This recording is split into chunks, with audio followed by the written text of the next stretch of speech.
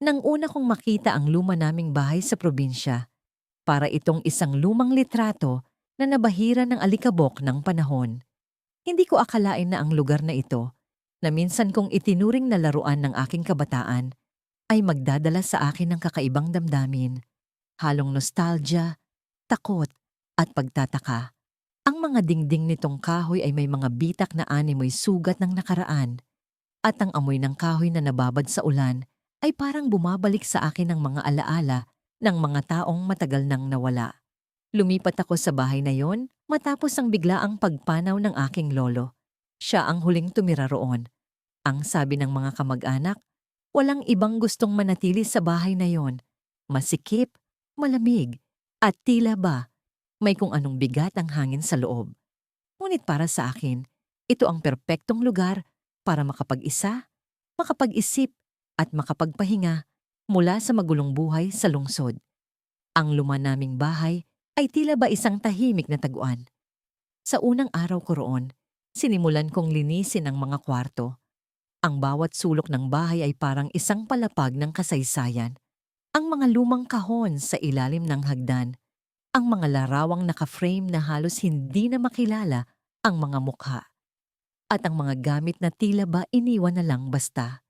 Sa gitna ng paglilinis, napansin ko ang isang lumang chest na gawa sa kahoy, nakapuwesto sa ilalim ng hagdan. Matagal ko nang nakita ito noong bata pa ako, pero ni minsan ay hindi ko pa ito nabuksan. Binuksan ko ang chest gamit ang isang kalawanging susi na nakakabit sa kandado nito. Sa loob ay puro lumang dokumento, mga sulat, at isang lumang journal. Ang journal ay may pabalat na itim at ang mga pahina ay tila ba marupok na sa katandaan. Sinimulan kong basahin ang mga nakasulat, iniisip na marahil ay mga tala ng lolo ko. Ngunit ang nilalaman nito ay hindi ang inaasahan ko. Ang una nitong pahina ay naglalaman ng isang pamilyar na pangalan, ang pangalan ng lolo ko. Ngunit ang sumunod na mga tala ay tila ba kwento ng isang taong hindi ko kilala. Disyembre 2, 1978. May dumating na bisita ngayong gabi. Hindi ko siya inaasahan. Hindi ko rin alam kung bakit siya narito. Pero ang kanyang presensya ay nagdala ng kakaibang tensyon sa bahay na ito. Habang binabasa ko ang mga pahina, naramdaman ko ang panlalamig ng aking mga kamay. Ang mga sumunod na tala ay kwento ng mga gabi na tila ba may sinusundan ng lolo ko. Mga pag-uusap na palihim, mga tunog sa gabi, at ang nararamdamang presensya ng isang tao sa dilim. Hanggang sa umabot ako sa isang bahagi na nagpahinto sa akin. Disyembre 24, 1978. Ang bisita ay hindi na dapat narito. Hindi ko nais gawin ang ginawa ko, pero wala na akong magagawa. Pinalibing ko siya sa ilalim ng hagdan. Napatingin ako sa hagdan na nasa harapan ko. Ang mga hakbang nito ay tila ba mabigat bigla, at ang kahoy ay parang sumisigaw sa bawat yapak ko. Hindi ko alam kung ano ang gagawin. Ang journal ay hindi na nagpatuloy sa kwento. Natapos ito sa pahinang yon. Pero ang mga salita ay nag-iwan sa akin ng tanong, may bangkay bang nakalibing sa ilalim ng hagdan? Hindi ko mapigilan ang sarili kong suriin ang lugar. Sa ilalim ng hagdan, may makapal na alikabok at mga lumang kahoy na tila ba matagal nang hindi nagalaw. Kumuha ako ng flashlight at sinimulan kong kalkalin ang paligid. Sa paggalaw ko ng mga kahoy na tabla, napansin ko ang isang bahagi na tila ba kakaiba ang kulay, parang mas bago kaysa sa ibang bahagi. Hinawakan ko ang kahoy na yon at sinubukan kong tanggalin. Sa una ay mahirap, pero sa tulong ng isang lumang martilyo, napakilos ko ito. Ang ilalim nito ay may lupa na malambot, na parang hinukay noon at muling tinakpan. Nagsimula akong maghukay gamit ang maliit na pala na nakita ko sa kusina. Habang lumalalim ang aking paghuhukay, unti-unting bumibigat ang pakiramdam ko. Ang bawat hakbang ng pala ay parang bumababa ako sa isang bangin nang hindi ko alam kung saan hahantong. Hanggang sa maramdaman ko ang isang bagay, isang matigas na bagay na tila ba hindi bahagi ng lupa. Hinukay ko pa ito ng mas mabuti at doon ko nakita ang isang kahoy na kahon, mas maliit, kumpara sa chest na nakita ko kanina. Ang kahon ay may kandado, ngunit ang kalawang ay tila ba nagpapahina sa pagkakakabit nito. Binuksan ko ang kahon at ang laman nito ay isang lumang baril. Kasama ng baril ay ang isang piraso ng papel na parang sulat. Ang sulat ay may iilang nakasulat na salita, ngunit ang mga ito ay sapat para magpatayo ng balahibo ko. Kung natagpuan mo ito, alam mong hindi mo dapat hinukay ang hagdan. Lumayo ka. Ngayon din. Napatayo ako. Hawak ang baril at ang sulat. Ang hangin sa paligid ay tila ba bumigat at ang bawat tunog sa bahay ay parang nagiging mas malinaw. Ang pagkaluskos ng mga sanga sa labas, ang paglangit-ngit ng mga dingding, at ang tila ba mahina ngunit malinaw na tunog ng yapak sa itaas na palapag. May tao bang nasa bahay na ito bukod sa akin? Pagkatapos kong magdesisyon na tuluyan ng lumipat sa luma naming bahay, nag-umpisa akong mag-ayos. Bagamat napakaganda ng tanawin mula sa bintana at may kakaibang alindog ang antigong arkitektura, may kakaibang pakiramdam akong nararamdaman. Parang may nanonood sa akin. Hindi ko maipaliwanag kung bakit, pero tila ang bawat sulok ng bahay ay may sariling mata.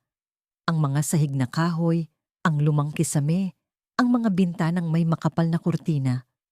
Lahat ng ito ay tila may kwento, ngunit hindi ko pa lubos na maunawaan. Habang nililinis ko ang isang kwarto, sa ikalawang palapag, napansin ko ang isang pader na may bahagyang nakaangat na kahoy. Sa una, akala ko'y simpleng sirang bahagi lang ito, ngunit nang sinubukan kong itulak, bumigay ang kahoy. Bumungad sa akin ang isang maliit na lagusan. Ang lagusan ay madilim, makipot, at tila hindi ginagalaw ng sinuman sa loob ng mahabang panahon. Hindi ko alam kung ano ang naroon, pero ang kuryosidad ko ay mas malakas kaysa sa takot. Kumuha ako ng flashlight at sinilip ang loob. Ang lagusan ay nagbigay daan sa isang makipot na hagdan pababa, papunta sa tila isang basement. Hindi ko alam na may basement pala ang bahay na ito. Palaging sinasabi ng pamilya namin na simpleng 2 palapag lang ang bahay, ngunit narito ako, natuklasan ng isang bahagi na tila sinadyang itago. Sa bawat hakbang ko pababa, naririnig ko ang tunog ng kahoy na sumisigaw sa ilalim ng aking paa. Ang amoy ng lumang kahoy at alabok ay pumuno sa aking ilong, at ang lamig ng hangin ay parang bumalot sa aking buong katawan. Ang basement ay mas malaki kaysa sa inaasahan ko. Sa gitna nito ay may malaking lumang kahoy na mesa, at sa ibabaw ng mesa ay may mga gamit na tila pang-opisina, mga papel, pluma at isang antigong lampara. Ngunit ang mas nakatawag ng pansin ko ay ang isang lumang kahon na nakapatong sa mesa. Ang kahon ay may kalawang na bakal na lock, ngunit hindi ito nakalock. Dahan-dahan kong binuksan ang kahon at bumungad sa akin ang isang bungkos ng mga larawan at sulat. Ang mga larawan ay mga lumang litrato ng mga taong hindi ko kilala. Ang mga mukha nila ay tila normal sa unang tingin, ngunit habang mas tinitigan ko ang bawat isa, napansin ko ang kakaibang ekspresyon sa kanilang mga mata. Parang may lungkot, takot, o galit na hindi maipaliwanag. Sa ilalim ng mga larawan ay ang mga sulat, mga liham na nakasulat sa makapal na papel gamit ang tinta. Isa-isang binasa ko ang mga ito at unti-unti kong natuklasan na hindi ito basta mga sulat. Mga pahayag ito ng mga taong tila humihingi ng tulong, mga kwento ng pagdurusa, at mga babala. Ang nilalaman ng bawat liham ay punong-puno ng takot at paulit-ulit nilang binabanggit ang isang pangalan, Don Gregorio. Hindi ko kilala kung sino si Don Gregorio, ngunit ang pangalan ay parang tinik na bumara sa aking isipan. Isa sa mga liham ang nagsalaysay ng isang insidente. Isang gabi kung saan may narinig na sigaw mula sa bahay na ito. Ang susunod na araw, ang sumulat ng liham ay nagkwento na may nakita siyang dugo sa sahig, ngunit walang sino man ang naglakas loob na magtanong o mag-usisa. Ang sulat ay nagtapos sa mga salitang, "Ang bahay ay may itinatago Ingatan mo ang iyong buhay. Nanlamig ang mga kamay ko. Parang dinurog ng bigat ng mga salitang yon ang dibdib ko. Sino si Don Gregorio? At bakit tila lahat ng liham ay may tema ng takot sa kanya? Napansin ko rin na ang petsa ng mga liham ay nagmula pa noong dekada 1940. Mahigit 70 taon na ang nakaraan. Hindi ko alam kung anong gagawin, pero pakiramdam ko ay kailangan kong ipagpatuloy ang pag-iimbestiga. Sa gilid ng basement, may isang pinto na tila gawa sa bakal. Ang pinto ay may kalawang at mukhang matagal nang hindi nagagamit, ngunit hindi ito nakalock. Dahan-dahan kong binuksan ang pinto at ang lamig na bumalot sa akin ay tila nagmula sa kailaliman ng lupa. Sa loob ng silid ay may mga lumang kahoy na upuan, isang mesa at isang lumang aparador. Ngunit ang mas nakakagimbal ay ang nakita ko sa sulok, isang malaking mantsa ng dugo sa sahig. Ang mantsa ay tuyong-tuyo na, ngunit malinaw na dugo ito. Ang lakas ng tibok ng puso ko ay parang tambol na sumasabay sa aking paghinga. Sa tabi ng mantsa ay may lumang palakol na nakapatong. Ang hawakan nito ay basag na, ngunit ang talim ay may bahid pa rin ng kulay pula. Hindi ko alam kung ano ang iniisip ko noong hawakan ko ang palakol. Pero nang magawa ko iyon, parang may malamig na hangin na dumaloy sa aking braso.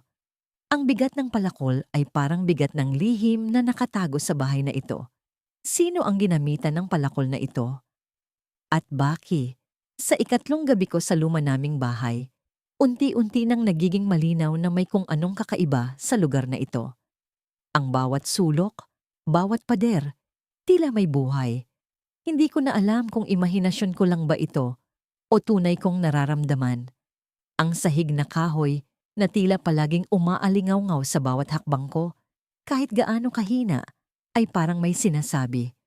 Ang amoy ng lumang kahoy at alikabok na noong unay karaniwan lang, ngayoy parang humahalo sa isang bagay na mas malamig, mas mabigat.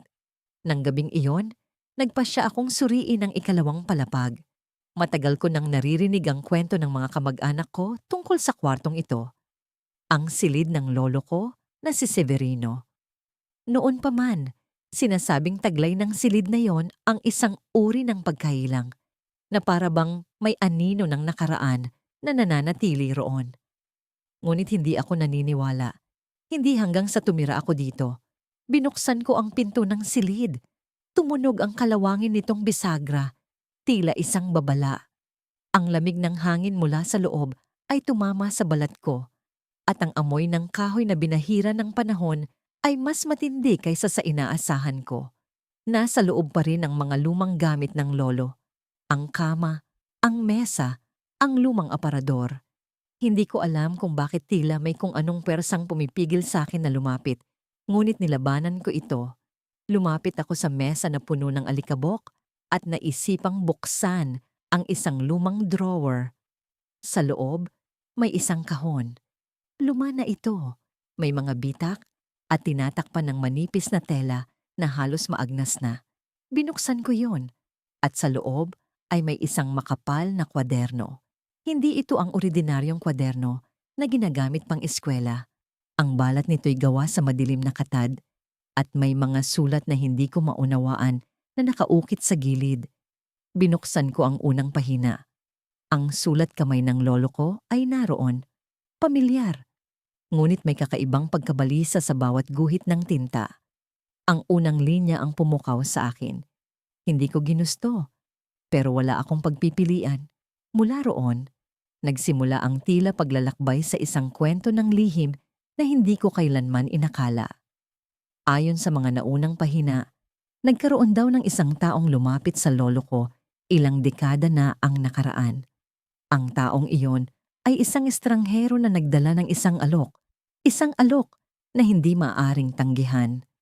Wala masyadong detalye kung ano ang alok na yon, ngunit ang lolo ko ay tila napilitan. Ang sumunod na mga pahina ay puno ng pagkakagulo ng mga emosyon, mga tanong kung tama ba ang ginawa niya, at mga pahiwatig ng isang bagay na mas madilim. Sa huling bahagi ng kwaderno, nabanggit ang isang gabi. Isang gabi na tila nagbago sa lahat. Ayon sa kwento, May isang lalaki, isang kaibigan, posibleng isang kasamahan na dumating sa bahay na ito. Nagkaroon sila ng matinding pagtatalo. Hindi ko alam kung ano ang kanilang pinag-awayan, ngunit malinaw sa bawat salita ng lolo ko na ang gabi iyon ay nagkaroon ng marahas na katapusan. Ang huling linya sa pahina ay nagbigay sa akin ng kilabot. Ang dugo niya ay nasa aking mga kamay at ang kanyang bangkay ay nasa ilalim ng bahay. Bigla akong napatingin sa paligid ng silid. Ang malamig na hangin ay tila mas lumamig pa. Ang kisame, ang dingding, ang sahig. Lahat ay parang humihinga. Hindi ko alam kung magpapatuloy pa akong magbasa o kung itatapon ko na lang ang kwaderno. Ngunit parang may kung anong puwersang nagtutulak sa akin na alamin ang katotohanan. Paano ko itatapon ang ganitong klaseng lihim? Hindi ko alam kung anong gagawin. Pilit kong binuksan ang iba pang drawer sa mesa, ngunit wala akong nakita. Lumabas ako ng silid, dala ang kwaderno at bumaba sa unang palapag. Ang mata ko'y biglang napako sa isang bahagi ng sahig malapit sa hagdan. Isang bahagi na tila mas makintab kaysa sa iba. Ang kahoy ay tila bago kumpara sa kalapit nitong mga tabla. Pumukaw iyon ng aking interes. Sinubukan kong tapakan ang bahagi na yon at naramdaman kong parang may kakaibang tunog sa ilalim. Parang hungkag. Kumuha ako ng martilyo sa kusina at bumalik sa lugar. Hinampas ko ang tabla at unti-unti itong nabiyak. Sa ilalim, may isang piraso ng tela. Lumang-luma, may bahid ng pula, at may amoy na hindi ko makalimutan. Hinila ko ito at doon ko nakita ang isang kahon, mas maliit kaysa sa kahon sa silid ng lolo. Ngunit mas mabigat ang presensya nito. Ang kahon ay tila nagtataglay ng kung anong puwersang hindi ko maipaliwanag. Binuksan ko ito at naroon ang isang bagay na nagpahinto sa mundo ko. Sa loob ng kahon ay may isang bungo. Pagbalik ko sa silid, na dati kong iniwasan, ang lumang kwarto sa ikalawang palapag, bumungad sa akin ang isang tanawin na tila sumisigaw ng nakaraan. Ang mga dingding ay may bakas ng pintura na natuklap na. Ang amoy ng alikabok at kahoy na nabubulok ay bumalot sa aking ilong. Sa sahig, ang mga tabla ay may mga peklat na tila nilikha ng mga bagay na bumagsak o sinadyang wasakin.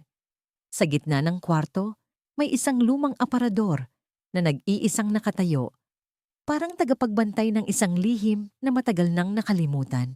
Hindi ko alam kung bakit, pero may kung anong puwersa ang humila sa akin papalapit sa aparador. Ang mga kamay ko ay nanginginig habang binubuksan ko ang malalaking pinto nito.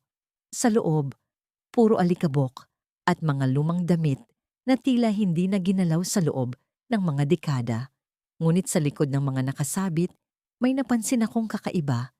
Isang maliit na kahoy na panel na tila hindi bahagi ng orihinal na disenyo nito. Ang panel ay may markang parang sinadyang iukit gamit ang talim. Nagtangka akong hilahin ang panel, ngunit mahigpit ang kapit nito. Gumamit ako ng kutsilyong nakuha ko mula sa kusina kanina, at sa wakas ay bumigay ang kahoy. Sa loob ng aparador, natuklasan ko ang isang maliit na espasyo, isang lihim na taguan. Nakita ko ang isang lumang kahon. May mga ukit na tila simbolo ng kalungkutan, mga guhit ng patak ng luha, mga punit na hugis ng puso. Nang buksan ko ito, bumungad ang isang bungkos ng mga sulat na isinulat sa tinta na halos kupas na, at isang maliit na itim na journal. Binasa ko ang unang sulat. Galing ito sa isang babae na ang pangalan ay Clarita, na tila puno ng hinagpis habang isinulat ang mga linya. "Mahal kong Emilio," panimula niya. "Hindi ko alam kung kailan mo ito mababasa, pero nais kong malaman mo ang sakit na nararamdaman ko dahil sa iyong ginawa." Habang binabasa ko ang mga sumunod na bahagi, unti-unting nabuo ang larawan ng isang trahedya. May isang relasyon na nauwi sa pagtataksil at isang hinala ng pagpatay. Nabanggit ni Clarita ang isang gabi kung saan isang sigaw ang bumalot sa bahay at dugo ang nagmarka sa sahig. Ang journal naman ay tila pagmamay-ari ni Emilio, ang lalaking binanggit sa mga sulat. Sa mga pahina nito, Detalyado niyang isinulat ang kanyang mga saloobin, ngunit ang tono ay kakaiba. Tila puno ng pagsisisi, ngunit may halong galit. Hindi ko sinadya, sabi sa isang pahina. Pero paano ko tatanggapin ang pagkamatay niya kung hindi niya ako binigyan ng pagkakataong magpaliwanag? Sa ibang pahina, may mga guhit ng isang kutsilyo at sa ilalim nito, nakasulat ang salitang kasalanan. Habang binabasa ko ang journal, naramdaman ko ang bigat sa aking dibdib. Ang mga kasangkapan sa kwarto, ang malamig na hangin na bumabalot sa akin, tila nagiging saksi sa mga pangyayari ng nakaraan. Naalala ko ang sinabi ni Lola noong bata pa ako. Huwag mong galawin ang anumang nasa ikalawang palapag. May mga bagay na mas mabuting kalimutan. Pero bakit? Ano ang tunay na nangyari dito? Sa gitna ng aking pag-iisip, narinig ko ang isang tunog, isang mahina, ngunit malutong na tunog ng paggalaw. Sa una, inakala kong hangin lang ito na nagmumula sa bintana. Ngunit nang lumingon ako, nakita kong gumalaw ang pintuan ng aparador. Bumukas ito ng bahagya, parang may kung anong gustong lumabas mula sa loob. Tumayo ako, binuksan ang pinto ng buo, at doon ko nakita ang isang bagay na hindi ko napansin kanina. Isang maliit na piraso ng papel na nahulog mula sa kahon. Pinulot ko ito at napansin kong may nakasulat sa likod ng papel gamit ang pulang tinta. Alam ko kung sino ka, sabi ng mensahe. Alam ko kung bakit ka narito at hindi ka ligtas. Napaatras ako, ang puso ko'y bumilis ang tibok. Sino ang nagsulat nito? Paano ito napunta rito? Ang sulat na yon ay tila sariwa pa, hindi tulad ng iba pang mga dokumento na kupas na. Sa sandaling iyon, naramdaman ko ang malamig na hangin na dumaan sa aking balikat. Lumingon ako, ngunit walang tao. Ang kwarto ay tila mas dumilim. Ang liwanag mula sa bintana ay biglang nawala at ang katahimikan ay naging mas nakakatakot. Ang mga mata ko'y mabilis na tumingin sa paligid, naghanap ng anumang palatandaan ng presensya. Pero bago ko pa maiproseso ang lahat, narinig ko ang pagkaluskos sa sahig. Parang may mga yapak ng taong naglalakad. Lumabas ako ng kwarto, ang mga binti ko'y nangangatog at isinara ko ang pinto ng mahigpit.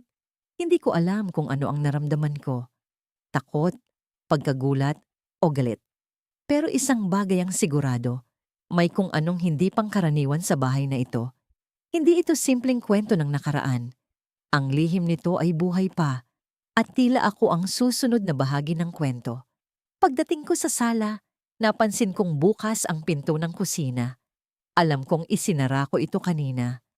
Sa ilalim ng pinto, may bahagyang anino na gumagalaw. Pagpasok ko sa lumang basement, ramdam ko agad ang kakaibang lamig na tila gumagapang sa aking mga buto. Ang ilaw mula sa aking flashlight ay bumagsak sa makapal na alikabok na parang ulap sa hangin. Ang bawat hakbang ko sa sahig ay naglikha ng tunog na parang pabulong, para bang may nanonood. Hindi ko alam kung bakit, pero may kung anong puwersang nagtulak sa akin na bumaba rito. Kahit pa hindi ko alam ang eksaktong hinahanap ko. Ang luma naming bahay ay tila puno ng mga kwento, at ang basement na ito ay ang pahina na matagal nang nakalock. Napansin ko ang lumang istante sa kaliwang bahagi ng dingding, mga kahoy na may basag-basag na pintura. Sa ibabaw nito ay mga bote na tila hindi na ginagalaw sa loob ng maraming dekada. Sa tabi ng istante, may nakasandal na lumang balde na may kalawang, at sa gilid nito ay isang kahon na natatakpan ng tela. Lumapit ako sa kahon, tinanggal ko ang alikabok at tela na matagal nang bumalot dito at tumambad sa akin ang isang bungkos ng lumang papel. Ang mga sulat kamay sa papel ay magulo, parang minadali, ngunit malinaw ang bawat salitang nakasulat. Kung sino man ang makakita nito, huwag na huwag bubuksan ang pinto. Ang pinto? Aling pinto? Napatingin ako sa paligid at doon ko napansin ang isang bagay na hindi ko inasahan. Sa dulong bahagi ng basement, sa likod ng ilang nakasalansang kahon, may isang maliit na pintuang bakal. Sa una, Hindi ko ito napansin dahil halos natatakpan ito ng mga lumang gamit. Ang pintuan ay tila nakakandado, ngunit ang kandado ay parang kinakalawang na. Sino ang magtatago ng isang pinto sa ganitong lugar? At bakit may babala? Hindi ko alam kung ano ang pumasok sa isip ko, pero ang kuryosidad ay mas malakas kaysa sa takot. Nilapitan ko ang pinto at gamit ang lumang martilyo na nakita ko sa tabi, sinubukan kong alisin ang kalawang na kandado. Ilang segundo lang, bumigay ito at bumukas ang pinto nang may tunog na tila sumisigaw sa katahimikan ng basement.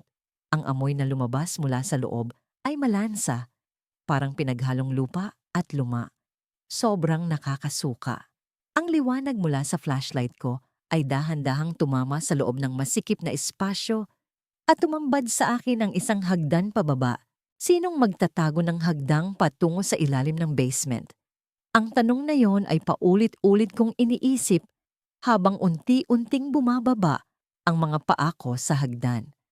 Ang mga hakbang ay gawa sa kahoy na may kalawang na bakal sa gilid at bawat hakbang ay tila umaangal sa bigat ko. Sa bawat hakbang, ang puso ko ay bumibilis ang tibok. Hindi ko alam kung ano ang matatagpuan ko, pero hindi ako makapigil. Parang may kung anong puwersang humihila sa akin pababa. Pagdating ko sa dulo ng hagdan, ang flashlight ko ay tumama sa isang malawak na espasyo.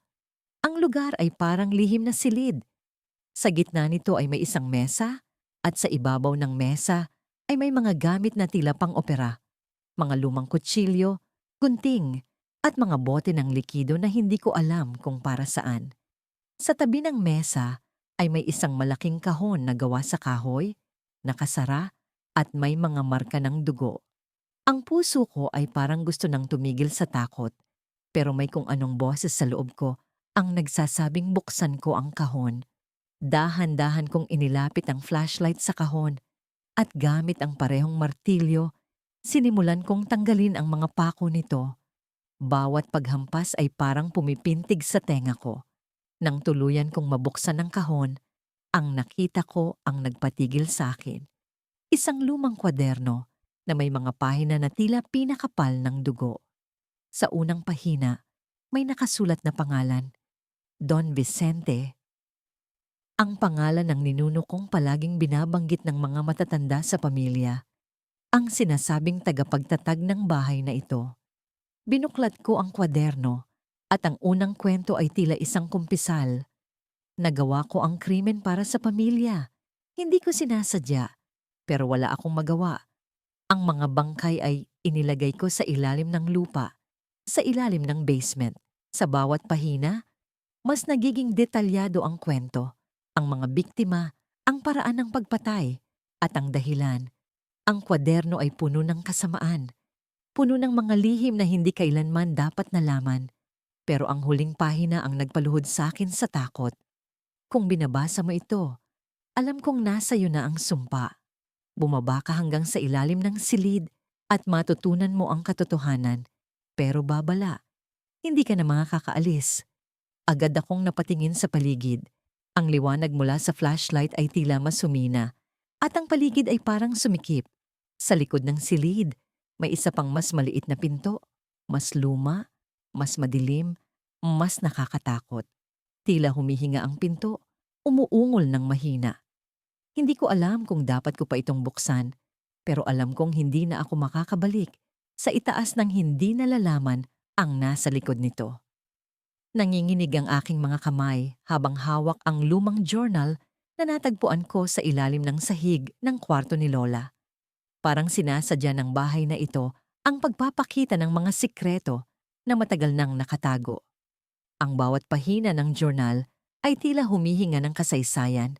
Ngunit ang laman nito ay hindi simpleng alaala. Ito'y mga pira-pirasong kwento ng karahasan at misteryo na bumalot sa aming pamilya. Habang binabasa ko ang mga unang pahina, napansin ko ang kakaibang tono ng pagsusulat. Hindi ito simpleng tala ng pang-araw-araw na buhay. May mga detalyeng madilim, tila may pinipigilang pagsiwalat. Ang unang entry ay tungkol sa isang lalaking binanggit lamang bilang Don Felipe. Ayon sa journal, Si Don Felipe ang may-ari ng bahay noong araw at siya ang nagpatayo ng matibay na istrukturang ito. Ngunit ang sumunod na mga pahina ay nagbigay ng ibang kwento tungkol sa kanya. Ang kanyang pangalan ay madalas na nauugnay sa pagdadala ng dilim sa bahay. Isang pahiwatig na hindi ko maunawaan, ngunit nagbigay sa akin ng malalim na kaba. Habang lalong tumatagal ang pagbabasa ko, natuklasan kong hindi ordinaryo ang journal. Ang pagsulat ay pira-piraso, parang sinadya upang itago ang tunay na kwento. Ngunit sa bawat paglipat ko ng pahina, ang mga piraso ay nagiging mas malinaw. Isang entry ang tumutukoy sa isang gabi ng tag-init. May narinig daw silang malalakas na sigaw sa likod ng bahay. Nang sumugod sila para tingnan, natagpuan nila si Don Felipe na dugo ang nakahiga sa lupa, hawak ang ilalim ng kanyang dibdib. Ang sinulat lamang ng may akda ay, "Walang nakakita kung sino, walang nagtanong, walang nagsalita." Inisa-isa ko ang mga pahina, ngunit ang sumunod na bahagi ng journal ay nagbigay ng mas maraming tanong kaysa sagot. May mga entry na tungkol sa mga bisita ni Don Felipe, mga lalaki na bihis mayaman, ngunit tila laging nagdadala ng takot sa mga kasambahay. Ang mga pangalan nila ay pawang tinanggal, iniwan na lamang ang unang letra A, Shokespeare, at M. Sino sila? At bakit may mga pahina na tila sinadyang punitin? Ang bawat puwang ay nagdudulot ng mas matinding tensyon sa akin. Sa isang bahagi ng journal, may nabanggit na isang malaking kwarto sa ilalim ng lupa. Hindi ko alam kung bakit, pero parang sinuntok ang dibdib ko nang mabasa ito. Ang description ng kwarto ay tila pamilyar. Parang naririnig ko ang tunog ng malalaking kahoy na pintuan tuwing binabanggit ito. Dito natatapos ang lahat, sabi sa huling linya ng entry. Hindi ko alam kung anong ibig sabihin nito, pero ang usisa ko'y hindi mapigilan. Nagpasya akong sundan ang pahiwatig na ito. Sa kabila ng takot, bumaba ako sa basement ng bahay. Ilang beses ko nang tiningnan ang lugar na yon, ngunit wala akong nakitang espesyal. Ngunit ngayong hawak ko ang journal, parang may ibang enerhiya ang bumalot sa akin. Napansin ko ang sahig. May isang bahagi na bahagyang sira, parang may nananggal ng kahoy at muling ibinalik. Dahan-dahan kong tinanggal ang mga piraso ng kahoy gamit ang lumang martilyo na nasa gilid ng basement. Sa ilalim ng sahig ay may isang bakal na hawakan. Isa itong pinto. Hindi ko alam kung anong naghihintay sa likod nito, pero para bang hindi na ako makakatulog hanggat hindi ko ito binubuksan. Huminga ako ng malalim at dahan-dahan kong binuksan ang pinto. Bumungad sa akin ang isang makitid na hagdan pababa, malamig at madilim. Ang amoy ng basang lupa ay agad na bumalot sa ilong ko. Ang bawat hakbang pababa ay parang tumatagos sa puso ko. Nagdadala ng kaba na hindi ko maipaliwanag. Sa ilalim, natagpuan ko ang kwarto. Malaki ito, puno ng alikabok at lumang kasangkapan. Sa gitna ng kwarto, may isang malaking kahon na gawa sa kahoy. Ang kahon ay may mga ukit na tila simbolo ng mga lumang ritual, mga hugis na hindi ko maunawaan. Sa gilid ng kahon, may nakaukit na pangalan, Don Felipe. Lalapit na sana ako sa kahon nang bigla akong makarinig ng tunog mula sa likod ko. Isang mahinang tunog ng paggalaw, parang may sumasabay sa akin sa kwarto. Tumalikod ako ng mabilis, ngunit wala akong nakita. Ang ilaw mula sa flashlight ko ay pawang sumasayaw sa paligid dahil sa panginginig ng mga kamay ko. Ngunit ang tunog ay patuloy, isang kaluskos, isang anino sa gilid ng mata ko. Sa puntong yun, hindi ko na alam kung anong mas matindi, ang takot o ang usisa. Lumapit ako sa kahon, dahan-dahang binuksan ang takip. Sa loob nito ay may mga lumang dokumento, mga larawan, at isang baril na may kalawang na. Isa sa mga larawan ay nagpakita kay Don Felipe kasama ang 3 lalaki.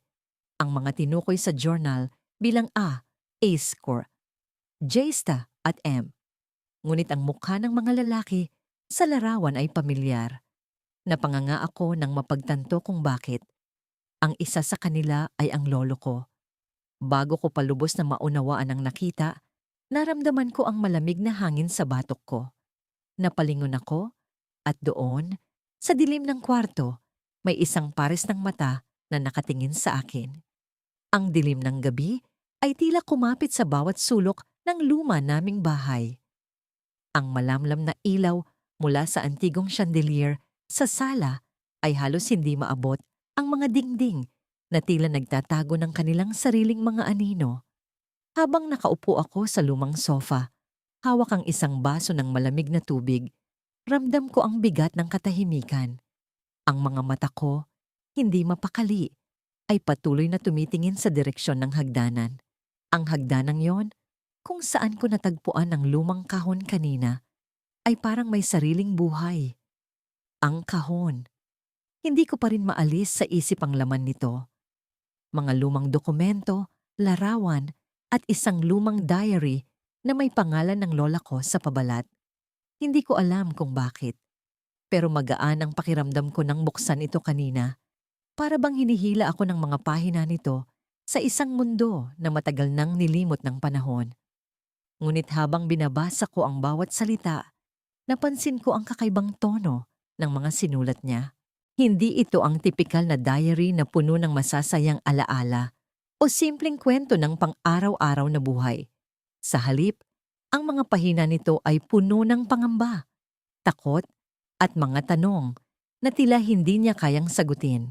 Sa unang bahagi ng diary, inilahad niya ang kanyang pagmamahal sa bahay na ito.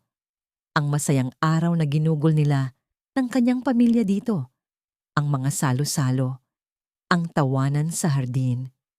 Ngunit habang tumatagal, tila nag-iba ang tono ng kanyang mga kwento. May kakaiba sa bahay na ito, isinulat niya. Parang may bumubulong sa mga dingding, parang may mga matang nakatingin sa akin kahit mag-isa ako. Hindi ko alam kung dapat ko bang paniwalaan ang kanyang mga sinulat. Siguro, epekto lang ito ng kalungkutan o baka ng takot sa pag-iisa. Ngunit habang binabasa ko ang diary, may isang bahagi na nagpatayo ng balahibo ko. Isinulat niya ang tungkol sa isang gabi. Isang gabi kung saan naramdaman niyang may ibang tao sa bahay. Narinig ko ang yabag sa itaas. Mabibigat, mabagal. Hindi ko alam kung sino yon. Hindi ko alam kung paano siya nakapasok. Naputol ang pag-iisip ko nang biglang may narinig akong ingay mula sa itaas. Isang tunog na parang kahoy na nagkasya sa bigat ng isang hakbang. Tumayo ako. Hawak pa rin ang diary, habang ang puso ko ay bumilis ang tibok. Sa kabila ng takot, umakyat ako sa hagdanan. Bawat hakbang ay parang mas tumitindi ang bigat sa dibdib ko. Nang makarating ako sa ikalawang palapag, tumingin ako sa paligid. Dito, mas madilim ang mga sulok at mas malamig ang hangin. Ang pinto ng lumang kwarto ng lola ko ay bahagyang nakabukas na para bang inaanyayahan akong pumasok. Dahan-dahan kong itinulak ang pinto. Ang loob ng kwarto ay tila hindi nagalaw mula noong huling beses na ginamit ito. Ang mga lumang kurtina ay naninilaw na. Ang kama ay may punit-punit na kobre kama. At ang mga lumang libro ay maayos na nakasalansan sa isang sulok. Ngunit ang pansin ko ay nahatak sa isang bagay sa sahig. Isang maliit na piraso ng papel, tila nalaglag mula sa isang lumang libro. Pinulot ko ito at nakita ko ang isang nakasulat na mensahe. Alam ko kung ano ang ginawa mo. Hindi mo maitatago ang katotohanan. Ang mensahe ay isinulat gamit ang tinta. Ngunit ang sulat kamay nito ay hindi pamilyar sa akin. Hindi ito ang sulat ng lola ko. Sigurado ako doon. Naramdaman ko ang paggapang ng lamig sa likod ko habang binabasa ko ang mensahe. Sino ang sumulat nito? Kanino ito para? At ano ang ibig sabihin ng katotohanan na itinatago? Bago pa man ako makapag-isip ng sagot, narinig ko ang isang tunog mula sa likod ko. Isang mahinang kaluskos na para bang may gumalaw sa ilalim ng kama. Hindi ko naisip na tingnan yon kanina. Pero ngayon ay tila hinihila ako ng kuryosidad. Lumuhod ako. Dahan-dahang sumilip sa ilalim ng kama. Ang dilim sa ilalim nito ay parang isang bangin na hindi ko alam kung ano ang nasa dulo. Ngunit nang makita ko kung ano ang naroon, halos mabitawan ko ang diary. Isang lumang kahoy na kahon ang nakatago sa ilalim ng kama. Hindi ko maalala kung nakita ko na ito dati, pero para bang may bumubulong sa akin na buksan ko ito. Nang kunin ko ang kahon, ramdam ko ang bigat nito. Sa loob ay may mga lumang gamit, isang pares ng guwantes, isang antigong kutsilyo, at isang bungkos ng papel na may mga sulat. Binuksan ko ang mga sulat at ang unang linya ng isa sa mga ito ay tumusok sa akin. Hindi ko inakala na magagawa ko ito. Ang dugo sa aking mga kamay ay hindi ko na maalis. Hindi ko alam kung paano ko babasahin ang mga sumunod na linya.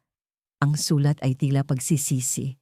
Pagsisisi sa isang bagay na napakalaki, napakadilim.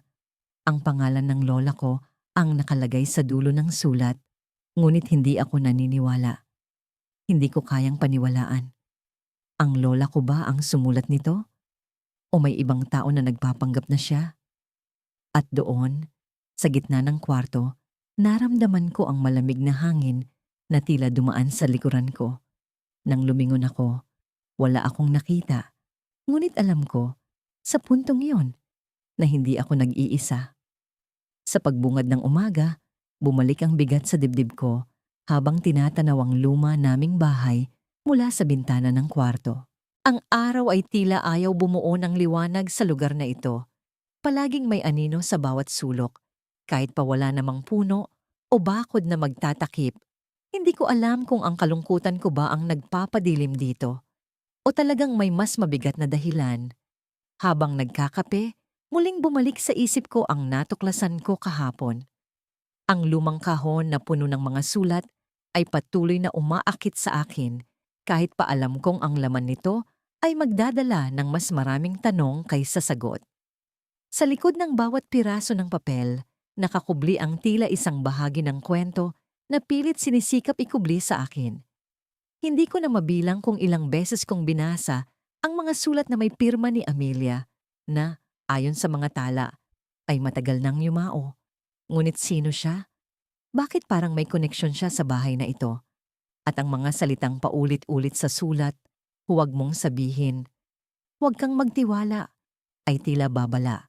Sa halip na magpakalunod sa agam-agam, nagpasya akong bumaba sa basement. Ang lugar na yon ay palaging may kakaibang aura. Hindi ko maipaliwanag, ngunit parang may kung anong mabigat na presensya doon.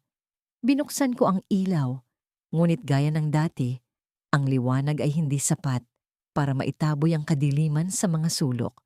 Parang binabalot ng lungkot ang bawat dingding, parang may bumubulong na hindi ko marinig ng malinaw.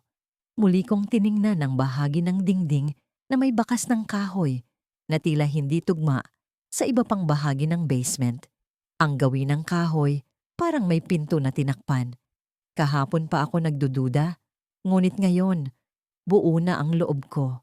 Kumuha ako ng martilyo mula sa lumang toolbox na iniwan ni tatay. Sa bawat hampas, ramdam ko ang panginginig sa aking mga kamay, hindi lamang dahil sa lakas, kundi dahil sa kaba. Parang bawat hampas ay nag-aalis ng takip sa isang bagay na matagal nang nakatago, isang bagay na hindi dapat muling makita. Hanggang sa tuluyan kong natanggal ang kahoy. Sa likod nito, may isang makitid na daanan na tila isang lihim na kwarto. Ang hangin na lumabas mula roon ay mabigat. May amoy ng lumang kahoy na halong amag. Pumasok ako, dala ang flashlight na kinuha ko kanina. Ang sahig ay basa. Ang mga pader ay may bakas ng tubig na tila hindi na natuyo sa mahabang panahon. At doon ko nakita ang isang lumang baol. Ang baol na may mga kalawang sa bawat sulok, ngunit ang disenyo nito ay may kakaibang detalye. Parang sinadyang gawin na mahirap buksan. Sa loob ko'y may boses na nagbabawal sa akin, ngunit hindi ko mapigilan ang sarili. Hinila ko ang takip at sa wakas, bumigay ito. Ang laman ay hindi inaasahan. Isang lumang damit na may bahid ng dugo, isang kutsilyo at mga litrato. Ang mga litrato ay tila mga lumang portrait. Ang unang litrato ay si Amelia, ang babaeng nasa mga sulat. Ang pangalawang litrato ay isang lalaking may matalim na tingin, Suot ang isang formal na kasuotan. Ngunit ang pangatlong litrato ang nagpatigil sa akin. Ang lalaking nasa litrato ay pamilyar. Hindi ko inakala, ngunit ang mukha niya ay parang isang mas bata na bersyon ng aking lolo.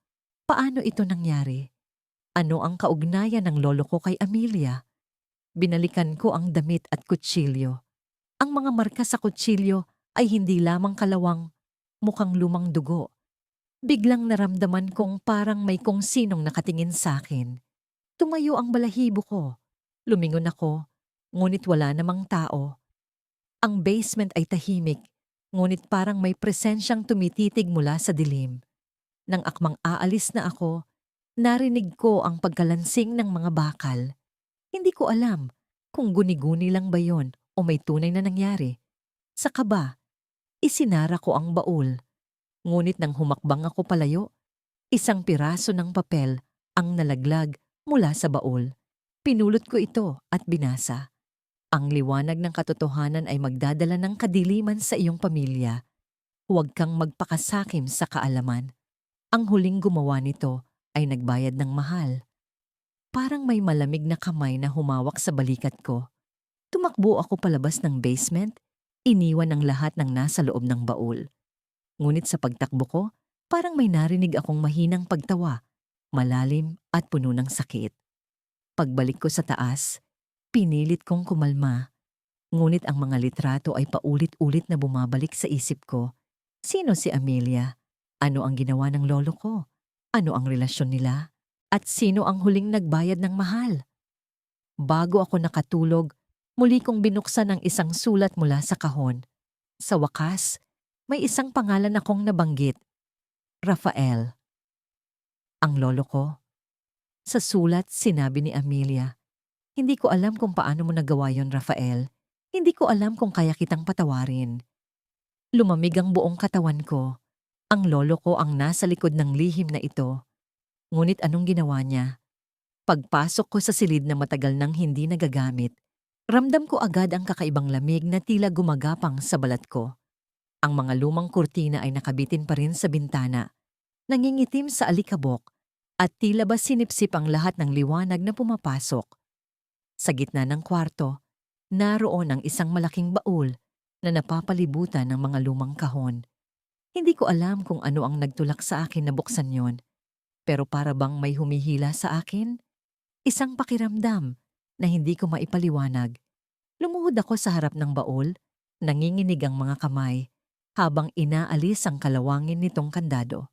Sa wakas, nabuksan ko ito.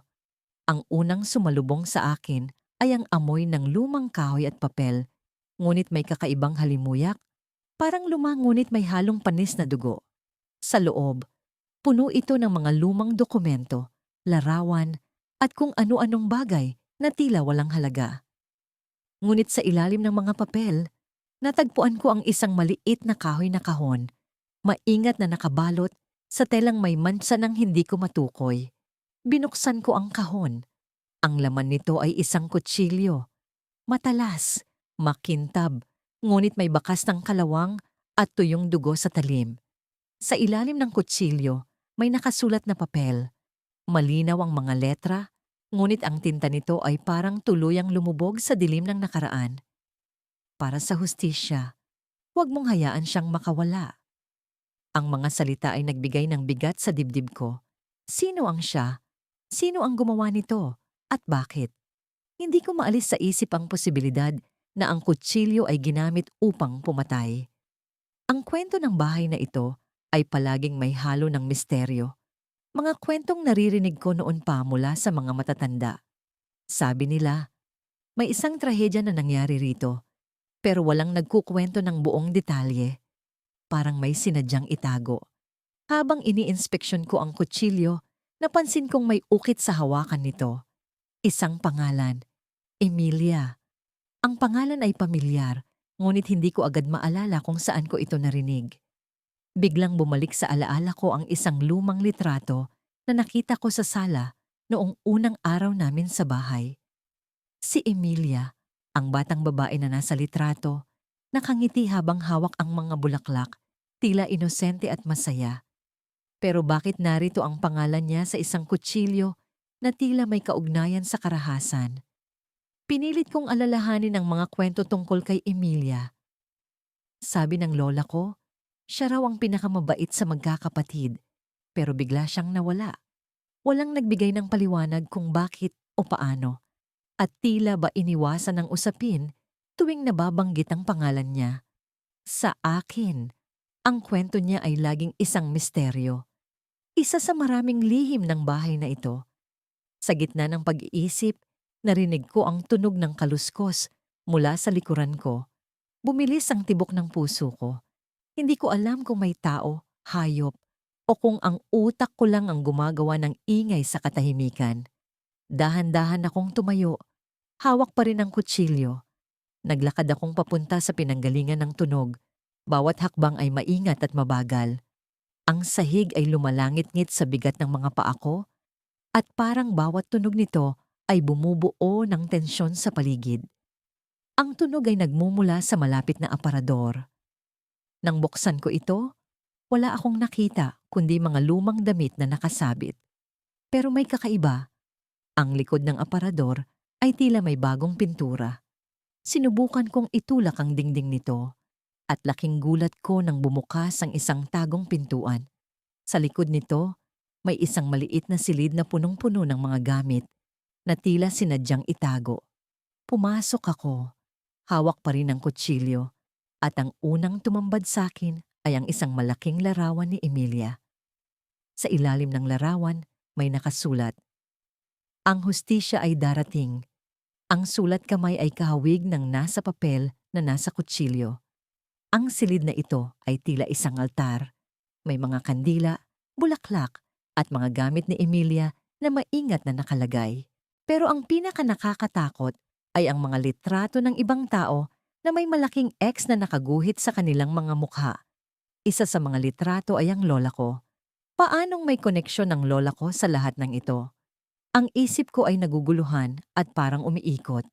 Hindi ko maintindihan kung anong klaseng misteryo ang nasangkot ang pamilya ko. Sino ang gumawa ng altar na ito? Bakit nandito ang litrato ng lola ko? Ang mga tanong ay nagbabaga sa utak ko at ang mga sagot ay tila napakalayo. Bigla, naramdaman ko ang malamig na hangin sa batok ko. Paglingon ko, may anino sa pinto ng silid. Hindi ko makita ang mukha, pero ang mga mata nito ay tila nakatingin sa akin. Puno ng galit. Hindi ko alam kung tao yon o kung ang bahay ay nagbabadya ng mas malalim na sikreto. Hindi ko maialis ang pakiramdam na may nagmamasid sa akin habang naglalakad ako sa lumang pasilyo ng bahay. Ang mga kahoy na sahig ay lumalangit-ngit sa bawat hakbang at ang malamlam na liwanag mula sa lumang chandelier ay tila nagdadagdag sa bigat ng hangin. Hindi ko alam kung bakit, pero simula nang dumating ako sa bahay ng mga ninuno, pakiramdam ko ay may kakaiba sa bawat sulok nito. Parang may kwento ang bawat pader na hindi ko pa alam, pero unti-unti nang bumubulong sa akin. Kanina lang, habang inaayos ko ang lumang silid-aklatan, sa ikalawang palapag, may natuklasan ako. Isang lumang diary ang nahulog mula sa likod ng isa sa mga sirang estante. Ang takip nito ay yari sa balat, kupas na ang kulay, at may mga guhit na tila iniukit ng matalas na bagay. Nang buksan ko iyon, agad kong napansin ang pangalan sa unang pahina. Elena. Hindi pamilyar ang pangalan, pero ang petsa sa ilalim nito ay 1947. Mahigit 70 taon na ang nakalipas. Habang binabasa ko ang diary, naramdaman ko ang pag-init ng aking balat. Ang mga salitang nakasulat doon ay tila mga paalala ng isang madilim na kwento. Si Elena, ayon sa kanyang mga tala, ay tila bahagi ng pamilya ngunit hindi opisyal na kinikilala. Isa siyang kasambahay, ngunit ang relasyon niya sa mga nakatira sa bahay ay mas malalim, mas magulo. Ang tono ng kanyang pagsusulat ay puno ng galit, lungkot, at takot. Hindi nila ako kailanman itinuring na tao. Para sa kanila, isa lang akong anino sa kanilang perpektong buhay. Pero alam ko, ang mga lihim nila, ang mga lihim na mas madilim pa sa gabi. Habang patuloy kong binabasa, natuklasan ko ang isang entry na nagtulak sa akin na magtanong ng mas maraming bagay. Sinulat ni Elena ang tungkol sa isang insidente noong gabi ng Oktubre 1947. Ayon sa kanyang kwento, may nangyari sa silid-aklatan, isang sigawan, isang galit na pag-uusap, at sa huli, isang malagim na katahimikan. Nakita ko siya, isinulat niya. Nakahandusay sa harap ng fireplace. Ang dugo niya ay tumulo sa sahig, habang ang kanyang mga mata ay nakatitig sa akin. Parang alam niyang may gagawin ako, pero hindi ko sinabi kahit kanino. Hindi ko sinabi kahit kailan. Hindi ko maikakaila ang kaba sa dibdib ko habang binabasa ko yon. Sino ang siya na tinutukoy ni Elena? At bakit niya itinago ang nangyari? Tumayo ako mula sa aking kinauupuan at naglakad pabalik sa fireplace na nabanggit sa diary. Ang silid-aklatan ay nananatiling buo sa kabila ng kalumaan nito at ang fireplace ay naroon pa rin. Tila walang bahid ng kasaysayang isinulat ni Elena. Ngunit habang tinititigan ko ang lumang kahoy sa paligid nito, may napansin akong kakaiba. Isang bahagi ng sahig na tila hindi pantay. Agad kong kinuha ang lumang poker na nakasabit sa gilid ng fireplace at ginamit ito upang kalikutin ang sahig. Hindi ko inasahan ang aking natuklasan. Isang tagong kahon na tila sinadyang ilibing sa ilalim ng kahoy. Ito'y maliit, gawa sa bakal at may kandado. Kinuha ko ang kahon at dinala ito sa mesa. Hindi ko alam kung bakit, pero parang nararamdaman ko ang bigat ng bawat segundo habang sinusubukan kong buksan ito gamit ang isang lumang susi na natagpuan ko sa drawer kanina. Sa wakas, bumukas ang kahon. Sa loob nito ay may mga lumang litrato, isang piraso ng punit na tela, at isang kutsilyo na may bahid ng kalawang. Ang mga litrato ay nagpapakita ng isang grupo ng mga tao, ang pamilya na nakatira noon sa bahay. Sa gitna ng litrato ay isang babae na sa palagay ko ay si Elena. Ang kanyang mukha, bagamat maganda, ay may ekspresyon na tila puno ng lungkot. Sa likod ng litrato ay may nakasulat na mga salita. Ang kasalanan ay hindi kailanman maaaring itago. Ang piraso ng tela ay may mantsa na tila dugo, at ang kutsilyo, hindi ko na kailangang magtanong. Malinaw na may nangyari sa silid na ito, at ang mga ebidensyang ito ay tila bahagi ng kwento ni Elena. Ngunit bakit nasa ilalim ng sahig ang mga bagay na ito? Sino ang naglagay nito roon? At sino ang biktima ng insidente noong gabi ng Oktubre ni 1947? Biglang nagkaroon ng ingay mula sa labas ng silid. Isang kaluskos. Mabilis akong tumayo, hawak ang kutsilyo at lumingon sa direksyon ng tunog. Ngunit wala akong nakita. Ang pintuan ng silid-aklatan ay nakasarado at ang bintana ay nakapinid. Ngunit ang pakiramdam ng may presensya sa paligid ay hindi nawala. Parang may tumitingin sa akin, nagmamatyag, naghihintay. Bumalik ako sa mesa, ngunit nang tingnan ko muli ang kahon, napansin kong may isa pang bagay sa loob nito na hindi ko agad nakita. Isang piraso ng papel na nakatupi. Binuksan ko yon at ang nakasulat ay nagpatigil sa tibok ng puso ko. Hindi pa tapos ang lahat. Alam ko kung sino ka. Napalunok ako at ang malamig na hangin ay tila dumoble ang bigat. Sino ang sumulat nito? Bakit parang may alam siya tungkol sa akin?